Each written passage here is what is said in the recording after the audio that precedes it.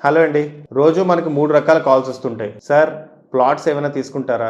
Sir loans requirement ఏమైనా ఉందా?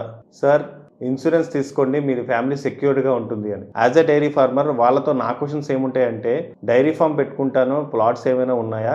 Dairy farm develop చేస్తాను. లోన్స్ ఏమైనా ఇస్తారా? అండ్ మోస్ట్ ఇంపార్టెంట్‌లీ నా క్యాటిల్‌కి ఇన్సూరెన్స్ చేయిస్తాను. క్లెయిమ్ వచ్చినప్పుడు నించుంటారా అని. ఇది నేనేదో ఇంట్రెస్టింగ్‌గా చెప్పాలని కాదండి. ఈ 5 ఇయర్స్‌లో నేను 3 టైమ్స్ నా క్యాటిల్ ఇన్సూరెన్స్ క్లెయిమ్ అవ్వకుండా ఉన్నది చూశాను.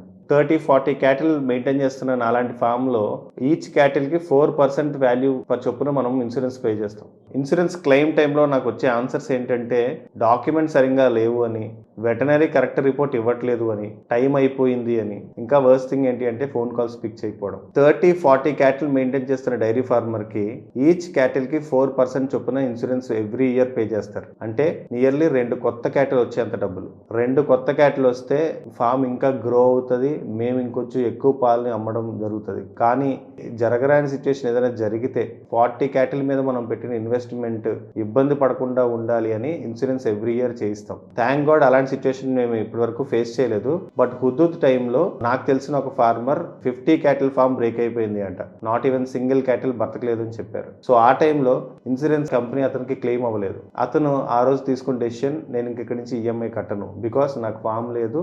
నేను కట్టిన ఇన్సూరెన్స్ కంపెనీ నాకు రెస్పాండ్ అవ్వట్లేదు అని. ఆ తర్వాత తను లీగల్‌గా వెళ్ళి తన సిబిల్ డ్యామేజ్ అయిపోయింది. తను మళ్ళీ లోన్ తీసుకోవడానికి ఎలిజిబిలిటీ పోయింది.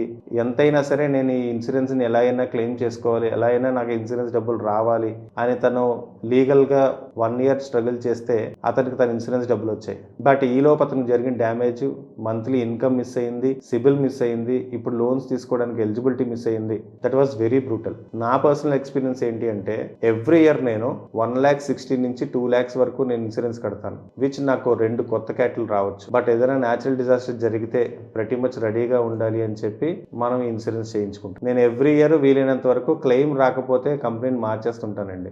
ఇప్పటికీ 3 కంపెనీలను మార్చాను. బట్ ఈ రోజుకి కూడా క్లెయిమ్ జరిగితే నాకు డబ్బులు వస్తాయని నమ్మకం లేదు. గవర్నమెంట్ ఇన్సూరెన్స్ రావట్లేదు. ప్రైవేట్‌గా మనం చేయించుకుంటున్నా సరే రావట్లేదు. చాలా మంది ఫార్మర్స్ ఇన్సూరెన్స్ క్లెయిమ్ అవ్వదులే అని చెప్పి అసలు ఇన్సూరెన్స్ చేయించడమే మానేస్తున్నారు. చాలా తక్కువ మంది ఫార్మర్సే ఇన్సూరెన్స్‌కి డబ్బులు ఎందుకులే ఖర్చు అవ్వడం అని చెప్పి చేయించుకుంటూ ఉంటారు. కానీ బట్ లైవ్ స్టాక్‌లో 90% ఫార్మర్స్ ఇన్సూరెన్స్ మీద ఆధారపడి వ్యాపారం చేయాల్సిందే. సో ఇక్కడ నా ఓపెన్ ఛాలెంజ్ ఏంటి అంటే ఈ వీడియో చూస్తున్న any general insurance company or ఏజెంట్‌కి కానీ మీరు క్లెయిమ్ జరిగినప్పుడు ఖచ్చితంగా నించుంటారు అనే నమ్మకం మాకు ఇస్తే ఫార్మర్స్ అందరం కలిసి ఎవ్రీ ఇయర్ కంపెనీకి ఇన్సూరెన్స్ పే చేస్తాం. ఎవరైనా జనరల్ ఇన్సూరెన్స్ ఏజెంట్స్ ఉంటే ప్లీజ్ డూ కామెంట్. మేము మీ అందరికీ టచ్‌లోకి వస్తాము. మా కాంటెంట్ మీకు నచ్చితే please do subscribe, join our community and let's grow together.